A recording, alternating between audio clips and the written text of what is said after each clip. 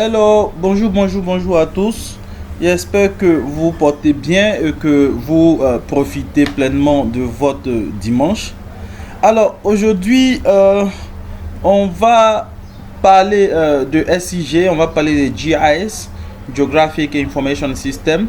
Voilà, notamment d'un logiciel, ArcGIS, si vous voulez, ArcGIS en français. Voilà, ArcGIS est un logiciel conçu par la société Esri Environmental System, Environmental System Research Institute, qui est une institution internationale dans le domaine des SIG. Et donc c'est cette société là qui a créé le logiciel ArcGIS. Donc c'est un logiciel qui est sous licence, c'est un logiciel qui est payant, contrairement à QGIS qui est open source, qui est donc gratuit si vous voulez. Alors ArcGIS, quand vous l'installez, voilà, avec la licence tout et tout, il a différentes composantes, notamment le ArcMap. Attendez que j'essaie de voir. ArcMap, il a le ArcGlobe, ArcScene. Voilà, il a le ArcScene ici, comme vous pouvez le voir. Voilà. Et ce qui va nous intéresser aujourd'hui, c'est le ArcMap. Voilà, parce que c'est lui qui sert à faire les 4 thématiques. Donc je mets ici ArcMap. Je vais le lancer pour que l'interface s'ouvre afin que nous l'explorions ensemble. Voilà, comme je vous le disais, vous voyez ici, c'est écrit ici Esri, donc Environmental System Research Institute. Voilà, c'est cette société là qui est conceptrice du logiciel ArcGIS. Et cette version est la version 10.7. Je pense que la version la plus récente doit être le 10.8. Voilà, si mes informations sont bien évidemment à jour, on doit être à la version 10.8 actuellement, mais bon, moi j'utilise ici la version 10.7. Voilà, les anciennes versions sont parties des 9 points, voilà, des 9 points jusqu'à atteindre le 10.8. Voilà, donc on a ici notre ArcMap qui est ouvert, la composante ArcMap de ArcGIS qui est ouverte. Alors quand on l'ouvre, on a ici Getting Started, c'est-à-dire débuter. On a ici qui est écrit Blank Map, donc c'est-à-dire une carte vide. Voilà, c'est un template, donc à partir duquel on peut s'inspirer peut-être pour faire une nouvelle conversion. Bon, comme on est en phase d'initiation, on va aller réellement dans le logiciel. Donc je vais fermer cette fenêtre et voilà, on est dans le logiciel. Alors comme vous pouvez le remarquer, voilà, on a différentes options ici. On a différentes options ici dans voilà, dans la fenêtre là, et c'est en anglais. Bien évidemment, on peut changer la langue à travers des extensions linguistiques, des extensions de langue. Voilà, pour pouvoir mettre la langue en français, en arabe, en espagnol, bien, disons dans d'autres langues. Voilà, mais de manière standard, voilà, ça vient d'abord en anglais. Alors, let's explore. On va explorer ensemble les différentes fonctionnalités. Ici, on a File. File qui en français veut dire fichier. Donc, quand on clique sur File, on a différentes options, notamment New qui va nous permettre d'ouvrir une nouvelle fenêtre. Ou même, vous pouvez voir ici le raccourci qui est CTRL+N. Voilà, comme dans Word, pour ouvrir une nouvelle fenêtre. Open, CTRL+O. Donc, quand on clique là, on pourra ouvrir une nouvelle base de données cartographiques. Save ici, donc c'est pour enregistrer la conception en cours. Save as, donc enregistrer sous. Donc, on peut enregistrer sous d'autres formats. Share as, voilà, donc ici c'est pour partager. Voilà, donc on peut partager les map packages. Les packages, les map packages sont comme des ensembles, donc un ensemble, disons, des fichiers cartographiques qui peuvent constituer des rasters, des vecteurs, des points, des polygones, ainsi de suite. En tout cas, plusieurs fichiers qu'on peut regrouper ensemble, voilà, pour former un seul package. Donc c'est comme si on décidait de prendre des fichiers qu'on compressait, voilà, en fichier, WinRAR par exemple. Voilà. On a ici l'option Add Data qui va nous permettre d'ajouter des données. Donc quand on vient ici dans Add Data, à droite on a encore Add Data marqué par le symbole plus qui est là. Ce plus là nous permettra d'ajouter des fichiers vecteurs, des fichiers raster, ainsi de suite. Add Base Map, donc ici nous permettra d'ajouter, on appelle ça des données cartographiques, voilà, à partir d'une source de données en ligne. Voilà, il en est de même aussi ici. Parce qu'on a une composante de ArcGIS qu'on appelle ArcGIS Online. Voilà, donc qui permet aussi de faire des conceptions cartographiques sur la plateforme en ligne. Et cette plateforme en ligne là, c'est-à-dire regorge d'un serveur, voilà, où on peut réellement puiser des données, bien évidemment si on a une licence. Voilà, Add YIS Data permet d'ajouter des données tridimensionnelles, notamment la longitude, la latitude et l'altitude.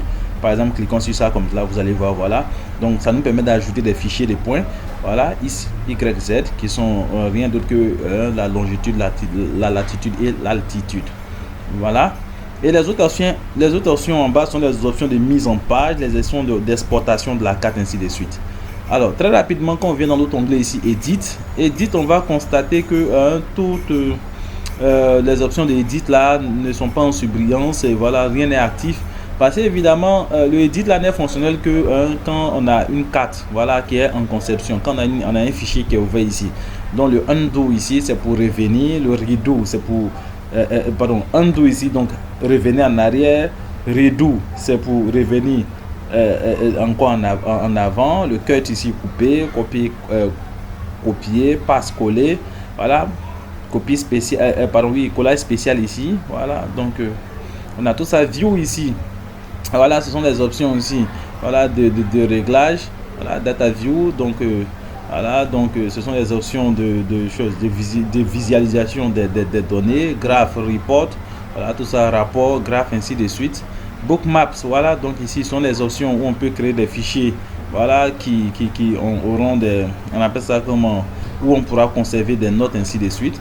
Insert ici nous permettra de faire une forme d'habillage, voilà, donc Insert ici title, donc mettre le titre, le test, écrire des choses à travers les tests dynamiques, donc pouvoir mettre peut-être, ils ont mis ici current date, voilà, donc la date du jour, l'heure, ainsi de suite, voilà, l'auteur. Tout ça sont des options de mise en page de la carte. Donc quand on finit de faire la conception de la carte, comment faire la mise en forme, ajouter la légende, ajouter le nom géographique, ainsi de suite.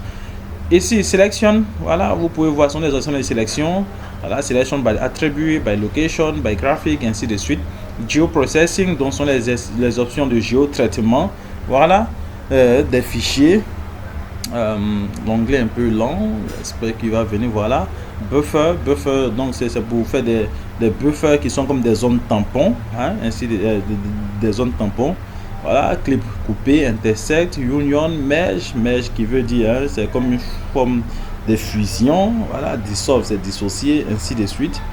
Voilà, customize ici, voilà, donc c'est pour, hein, voilà, c'est comme c'est le réglage, voilà, de l'interface en quelque sorte, hein, voilà, vous allez voir ici toolbar qui n'est rien d'autre que la barre d'outils, donc tous ces composantes là, ASCAN, GoGo, Data Driven Page Editor, Graphic, GPS, toutes ces options là, tu les actives pour qu'ils soient. Actuellement on a coché standard, donc c'est le standard seulement qui sort.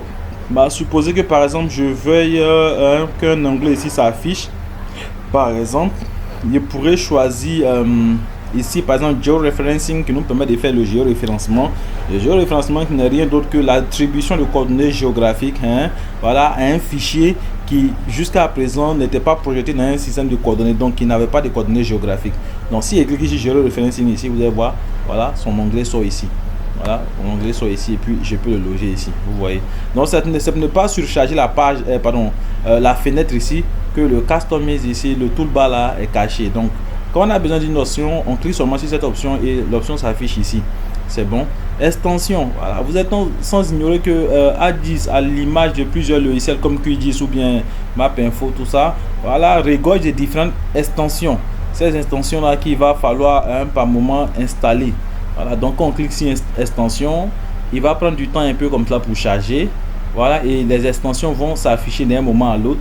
On va cocher celles qui nous intéressent. Voilà, donc vous voyez ici les extensions sont affichées. On dit select the extensions you want to use. Donc sélectionnez les extensions que vous voulez utiliser. Bon, moi ici il y a coché tout. Voilà, sinon si par exemple on se disait que peut-être que l'utilisateur pense qu'il y a des extensions qu'il ne va jamais utiliser, il peut simplement décocher. Voilà, donc on coche et puis voilà. Le window ici, voilà, c'est pour le réglage aussi de la fenêtre. Donc window ici c'est fenêtre, donc c'est pour régler tout ce qui est là, l'affichage, tout ça.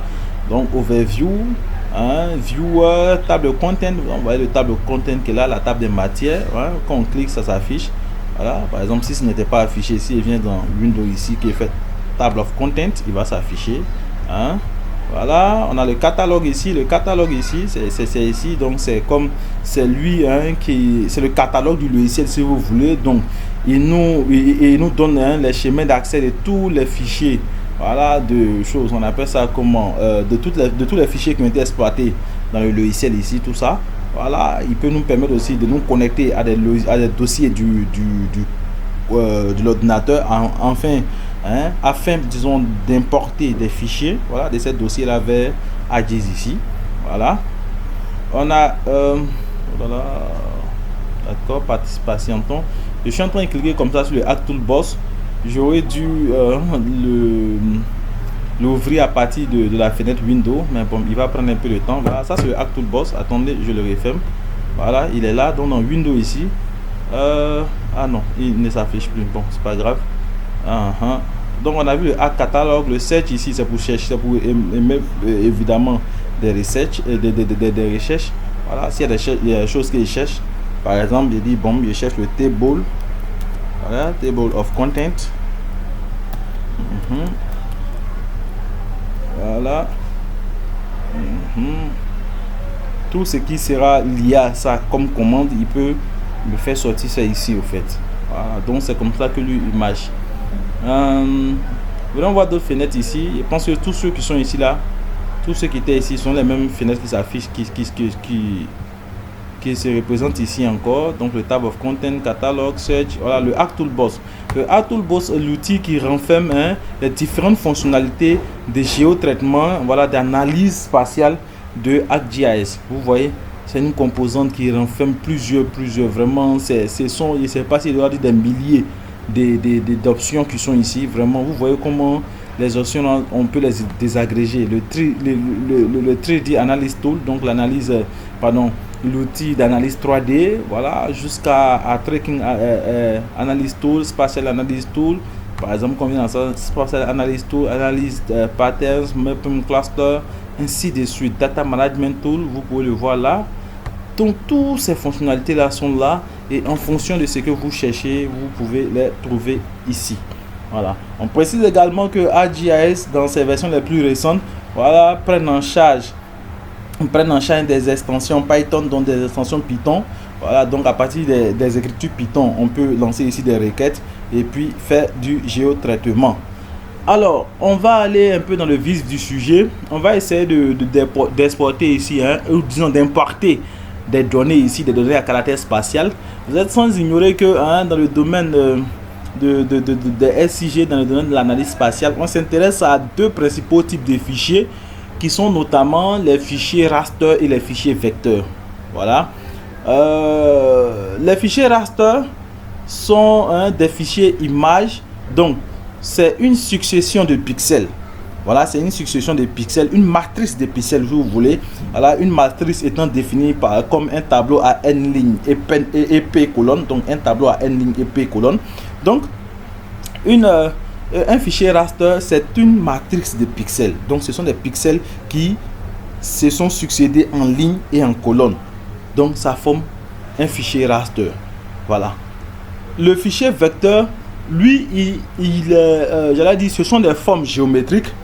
Voilà, qui représentent. Ces formes géométriques là peuvent être des polygones, donc des polygones donc sous forme zonale, voilà, ou des polylignes qui sont sous forme de lignes, donc qui représentent des phénomènes linéaires tels que des routes, hein, des cours d'eau, ainsi de suite, ou des points, voilà, des points qui peuvent être des localités, donc voilà, donc une représentation qui est ponctuelle en fait, voilà.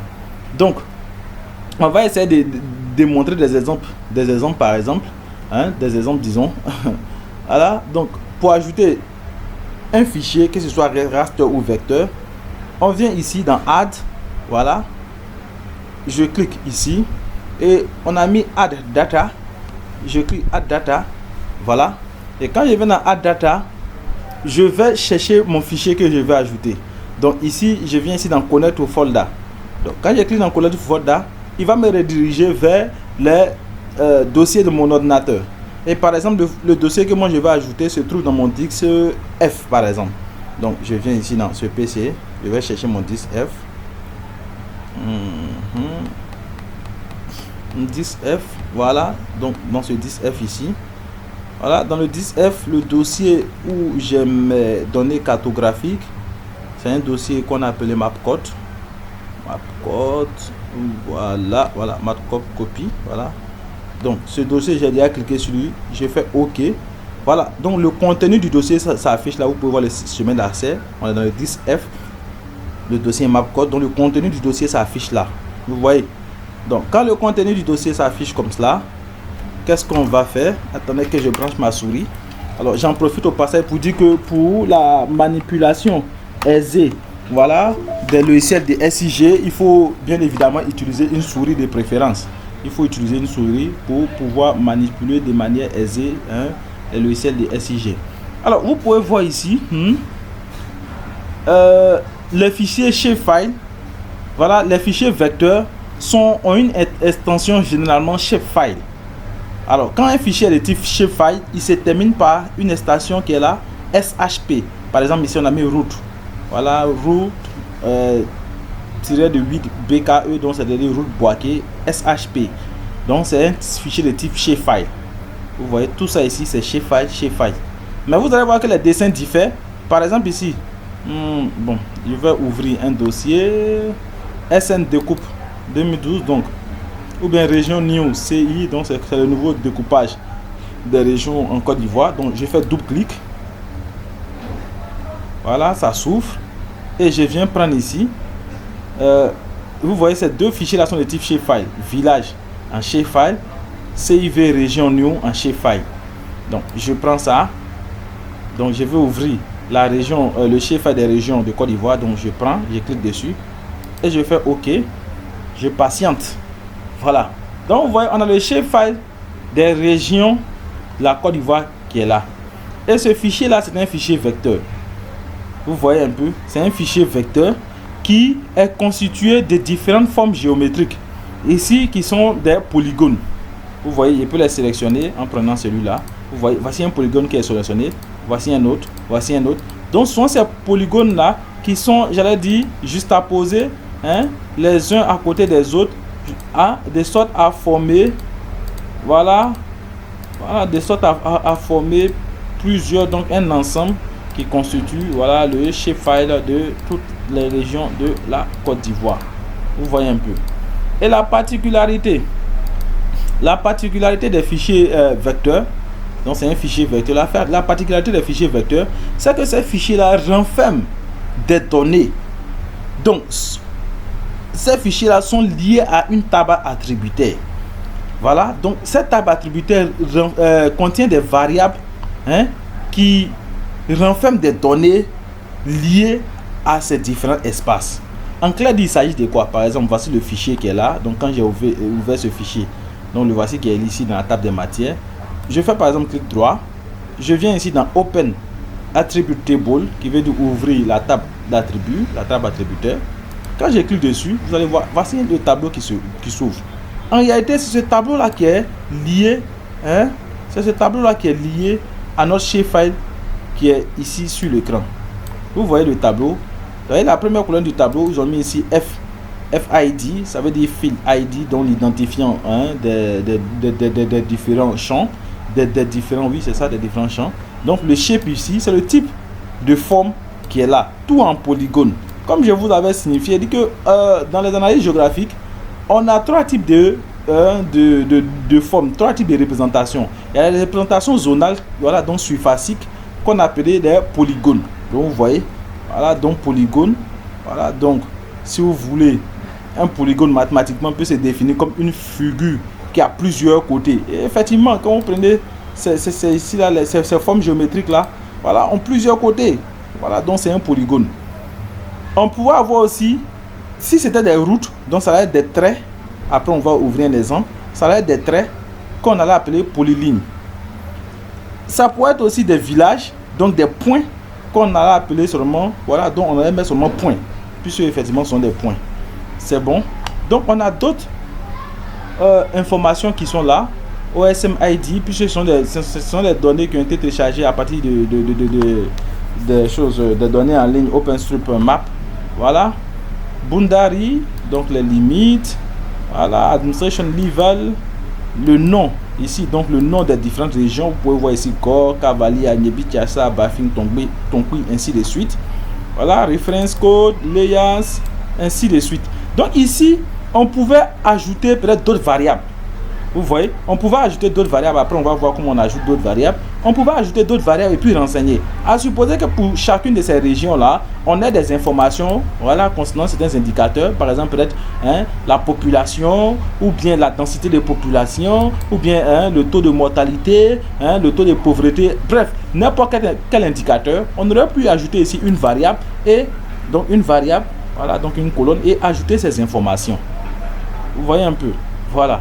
Donc, c'est un peu ça. Donc ici, chaque ligne constitue un polygone. Vous voyez, par exemple, si j'ai choisi ici la ligne 11, voilà pour la région du Lamé. Donc vous voyez ici, automatiquement, on voit qu'elle est sélectionnée. Et quand elle est sélectionnée, vous allez voir ici un trait bleu, voilà, autour de cette région. J'ai choisi peut-être une région ici, la région numéro 2, qui est Agnebi Tiassa. Vous voyez ici qu'elle s'affiche là. Je clique ici et choisis un Nzi, elle s'affiche là.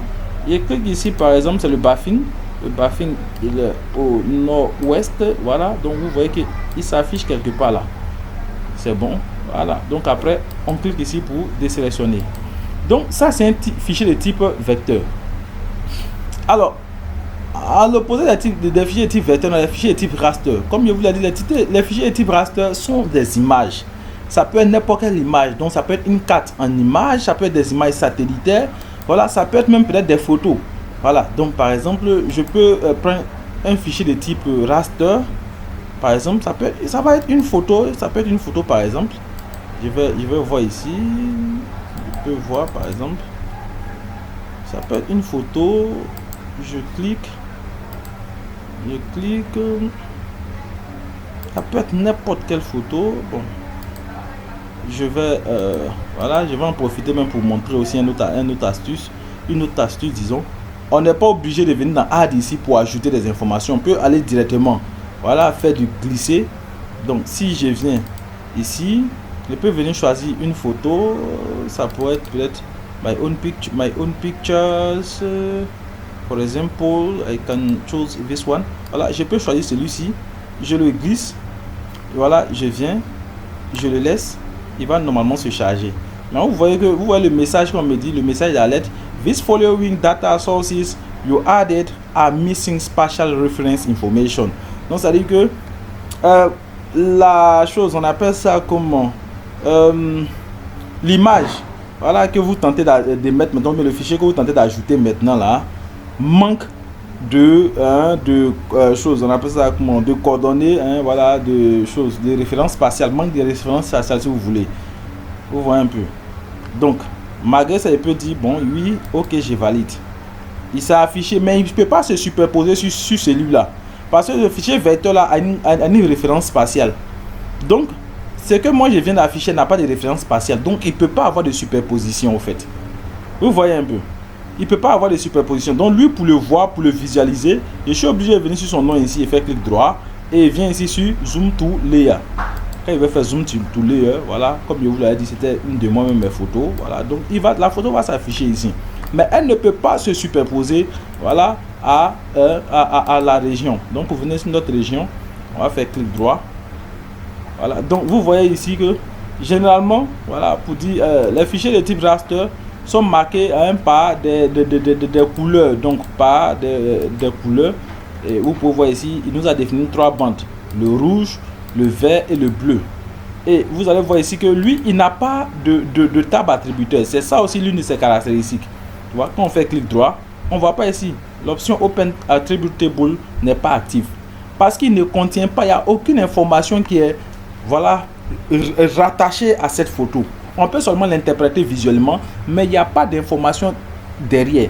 Contrairement au fichier type vecteur, quand je viens ici, quand je fais clic droit, vous voyez ici dans le Attribute Table, on peut avoir certaines informations qui sont liées à tout cela. Vous voyez un peu. Donc pour revenir ici, nous on fait ici un zoom to layer pour voir tout ce qui est là. Voilà, donc ici c'est un fichier vecteur de type polygone. On peut ajouter aussi un autre fichier vecteur de type, par exemple, polyline. polyline. Je vais revenir sur mon dossier qui était ouvert. Je ne le vois plus. Mapcode. Donc voilà. De type polyline, ça peut être, les polylines peuvent être par exemple des routes. Voilà, des routes. Donc je viens ici. Voilà, je vais choisir des routes. Je vais chercher un fichier. Voilà, par exemple, je vais prendre ici route. Voilà, je vais prendre ici route SHP. Je fais ça. Et quand je fais ça, vous voyez, c'est toutes les routes de la Côte d'Ivoire là qui s'affichent. Voilà, je vais essayer de zoomer ma souris. Vous voyez, c'est toutes les routes de la Côte d'Ivoire là qui s'affichent comme cela. Ce sont les routes de la Côte d'Ivoire qui s'affichent. Voilà, et puis vous voyez ici le type de forme. Ils ont mis ici polyline. Vous voyez, ce sont des fichiers de type polyline. Voilà, vous voyez, c'est plusieurs lignes. Vous voyez.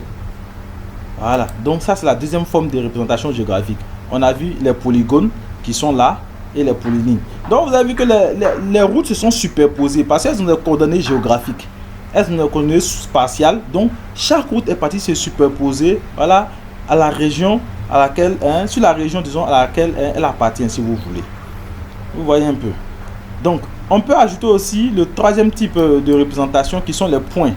Voilà, les points peuvent être par exemple, voilà ici, village, village, ici on a mis village Boaké, ça doit être sûrement des villages de la région de Boaké. Donc vous avez vu, ce sont des villages de la région de Boaké seulement. Voilà, donc vous avez vu que tous ces villages là sont venus se superposer ici. Vous voyez, ça ce sont des points. Sur un village, on va le matérialiser par un point. Voilà, donc c'est ça. Donc les villages sont venus se superposer ici sur Boaké. Vous voyez, donc si on vient ici, on fait clic droit, on fait là. Vous avez vu ici le type de forme, on a mis ici point. On peut sélectionner un parmi eux comme ça. Vous voyez, il se sélectionne automatiquement, il devient bleu ici, c'est lui qu'on a sélectionné. Quand on fait comme cela, voilà. Donc vous voyez le nom des villages là s'affiche ici, Abidji, Abou, Akankro, Akbese, Alo. Vous voyez tous ces villages là s'affichent ici, Bende, Kwasikro, ainsi de suite. Vous voyez un peu. Donc c'est un peu ça, voilà, ce sont les trois types de représentation que on peut avoir ici. Voilà, on peut afficher dans ArcGIS. D'accord, donc c'était là le tuto d'initiation. On va continuer dans le prochain tuto. On va essayer de voir un peu quelles sont les petites les petites requêtes spatiales qu'on peut faire, quelles sont les analyses spatiales, voilà, qu'on pourrait faire à travers ArcGIS. Merci beaucoup et puis voilà, à la prochaine pour la suite. Merci.